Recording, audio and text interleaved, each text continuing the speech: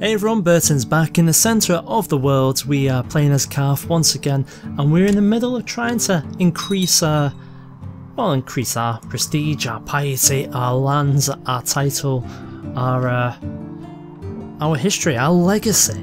However, there are a couple of things that are stopping us from doing this. Number one, our complete and utter lack of piety, and the fact that it's going down every single month. Now, we can try and create a couple of empires, but we need 400 piety for each one. So it's the Empire of Qarth and the Empire of the Jade Sea. If you have a look there, there's the Empire of the Jade Sea, which includes a Shire. And we're not going to go down that route. Instead, what we're going to go ahead and go down is actually trying to get our faction power up a little bit, because we're trying to expand the realm by conquest. We're going to do this by a couple of methods. Now, we have to keep an eye on our vassals, because we have some vassals that are not very happy. And the first one is Yaha. Now, he's from newly conquered Vahar. I'm not going to bother too much about him. We do have the Lord in Zagbad as well. So I think if we start with the Lord in Zagbad, that is over here in this area. We've recently conquered them as well. What does he want? He wants a Kingdom of Morak as well. I don't like this. So I'm going to send him a gift. Try and get him on side a little bit more. Also, what we had was we sent our Justicar over to New Gis. I'm actually going to recall him, and I'm going to put him in Zagbad to improve diplomatic relations. So I think that's a good plan for him. Now, something to get this man on side, Lord Yaha, is, well, we've got his wife in prison. Let's go ahead and maybe release her. It's not going to improve his opinion too much, but you never know. And we've also got his sister, so let's show a sign of good faith. And we'll continue this good faith as well, because there's a region here that actually should fall under him. So I think we're going to go ahead and transfer a vassalage. Oh, and whilst that's happening, I'm getting sent to Zos. Yes, thank you. Can I go back to work now? There we go. Right, so here we go. Husian, Lordship of Vahar. We'll do that. That increases opinion by 20. He's still not going to like us too much. There's a couple of things that are pushing us up that way. Our faction is now at 88% for liege loyalists. As you can see, the man I've just awarded an extra vassalage to is actually trying to lower crown authority, so it's at 88 right now. What I'm going to do, feudal levies, I'm actually going to reduce that as well, and that's hopefully going to get a few more people on side with us. Let's see, I've got 2 prisoners. Who else? I've got Kadir. It's Master Kadir of Zagbad. Okay, I think I'll actually just go ahead and release you. 50 opinion, we'll do that. Right, has that done anything? We're at 86%, so I think we need to start actually bribing some people now. We've done what we can diplomatically.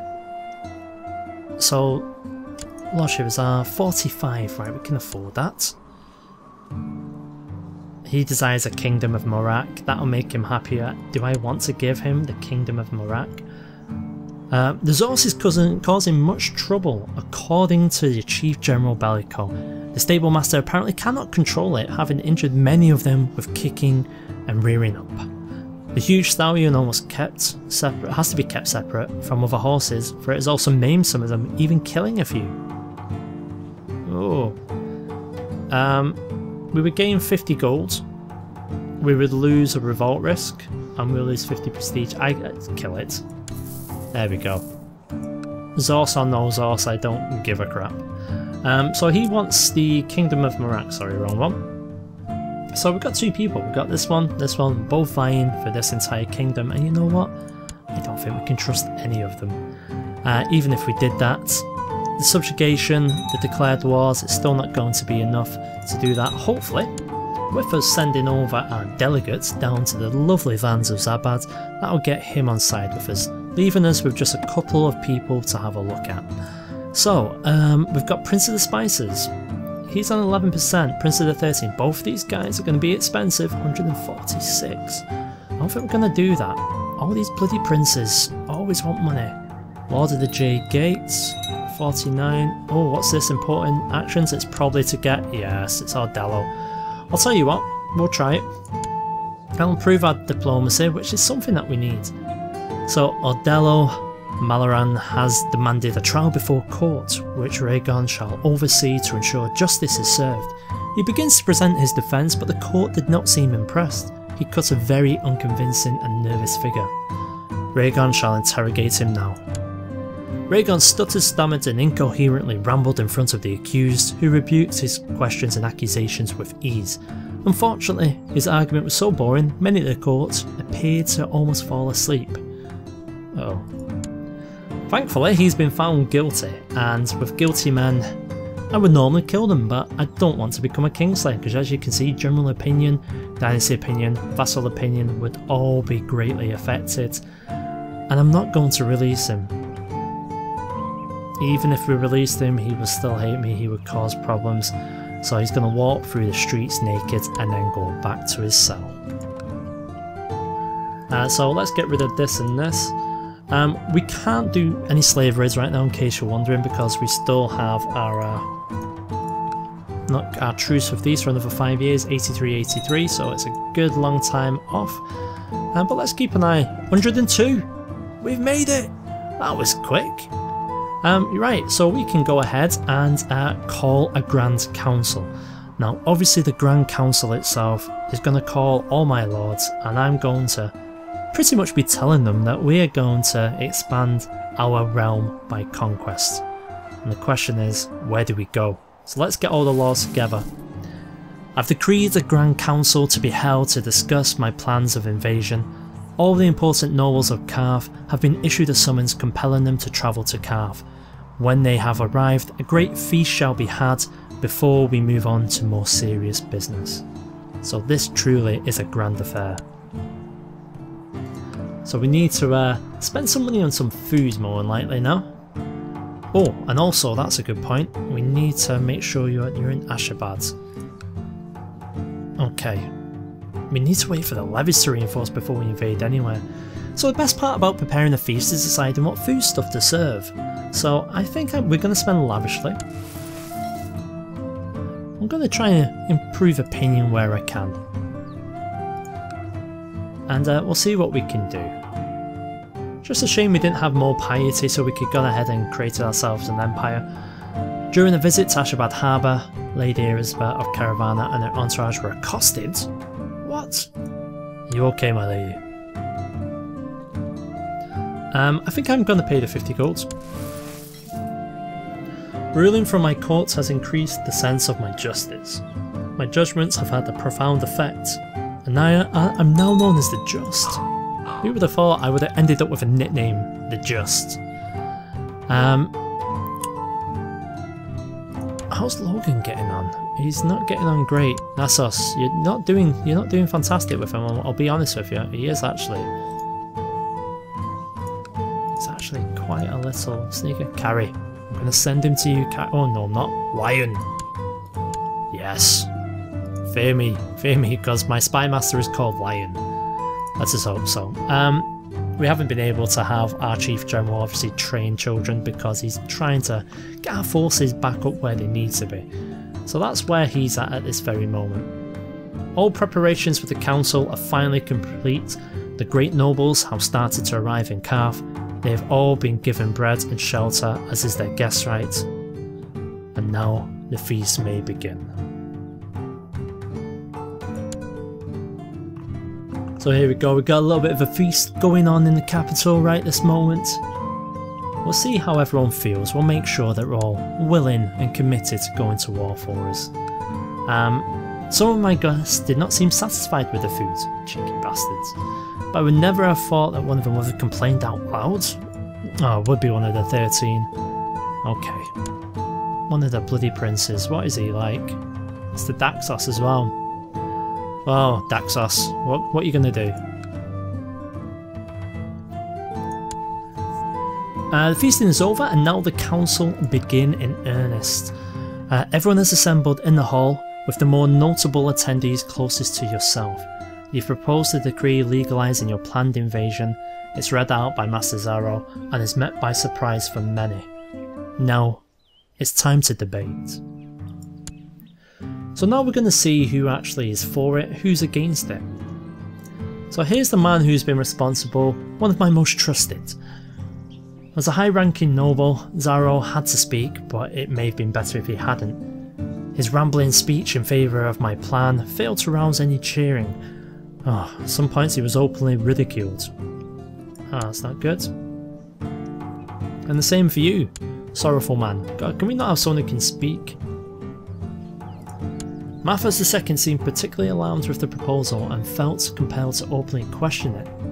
Their speech calmly outlined the many dangers and the questionable benefits of such an invasion, with many on the council nodding and muttering in agreement, yet their shouts of disagreement from the more ardent supporters of the invasion. Oh, let's have a look. So another one in favour who can't talk. Okay, well at least we've got some people in favour, it's just a shame they can't talk. Oh, this guy has spoken against us and then everyone was very hostile towards him. I'll take that. So while they're talking, where are we going to go? There have been hours of debate already among my subjects, most of it heated, but now it's time for me to raise my hand and silence them all. The time has come to give the final word to the council and issue my decision. My speech is calm and measured. I give many sound arguments as to why this invasion is justified. The promise, glory, land. And by the end, many of my subjects seem to be in agreement. Some seem skeptical still, really. Let's see. The Grand Council is finally over, with every important noble in the realm having had their say. Your decree allowing you to launch an invasion was always going to pass, seeing as I have the final say. We do not know if we can rely on everybody's strength though. Let's see. So we've got plenty who seem to support it. So it's valid for 5 years it looks like. No one's reserved judgment, and we have 6 who've gone ahead and openly done that. Okay. So we've got 5 years to plan. Oh, 5 years to get us where we need to be. So first things first, let's go ahead and increase our... I could do some cav, so that's heavy, special units. No special units, camel cav. Fair enough. Yeah, I want to start building up some cavalry, because I think if we're going to go up against anyone, they're going to have some cav, and we're actually quite weak in cavalry. We've always been very much the heavy infantry army, and if we can build on these a little bit, I'm more than happy to do so. But the question is, that I want to ask all of you guys, is where are we actually going to attack? Because we're building right now, but the question is, where are we building for? So we've got a badge. Have we still got a badge? Ah, we do. A badge is quite weak. I don't think I'm going to spend much money in a badge. What else have we got? Yaros. I remember taking this from the man who ruined the colony. Yeah, they're actually much better, so we'll invest in the badge. What should we invest in? All these extra men, we're going to need extra ships. That's going to get us an additional 10 for 150. Right, we're going to have to keep our eye on our money now, because obviously we can't afford to continue paying out this much for improvements. So I'm pretty much fine with that. So let's have a look at some possible places. First, let's have a look at Leng. So Leng we had a look at previously. They have actually got 3 pieces of territory here. They're ruled by God Empress Tai, the Shadow of Leng. That's ominous. She's actually got 2 allies. She's got the Prince of Yin. In fact, where is the Prince of Yin? He's probably up here somewhere. Yep, so he's got Yin and the Count of Leying. So pretty much we'll be going up a... You know what, that would probably be a bit tough. Excuse me. Then we've got an option to go to Ashai. Now Ashai, don't let them fool you. They're sneaky. They're under the King of Ashai, King Bellico. Now Bellico himself can't pull up that many troops, but bear in mind he doesn't need to. A lot of the area is hilly or mountainous, and we would suffer great attrition heading over that way. Oh, a plot to rescue... Rescue who? Who's in my captivity? Pureborn 9 Fingers. Who? Ordello? What are you talking about, Alette? I don't know what you're talking about. I have no one else. I can't accept it because it's a plot against me. No. Yeah, so we've got those two regions there. If we have a look at the Dajor Kingdoms, we can see that the Dajor Kingdom of Gisgar is mighty. It gives us a focus for the future because we've got Lazar, we've got New Gis. I'm inclined to think of Lazar would be too easy and this would be a waste. It would be a true waste of a claim for us just to go straight to Lazar when New Gis sits so close. Or maybe we should head further to the lands of Westeros, where an old king sits on the throne, an old Baratheon who's too old to swing the blades and who's converted to the faith of R'hllor. Maybe it's time to strike there. Who knows? There's actually a few places we can go. So we can go ahead and invade Dawn if we wanted to, we can invade the north. The world can be ours. We just have to choose where exactly to strike. And with that, I'm going to put an end to this episode right here. So thanks very much for sticking with the series. Leave some suggestions. Where are we going to go in what potentially could be our final glorious battle for the glory of Qarth. Cheers guys.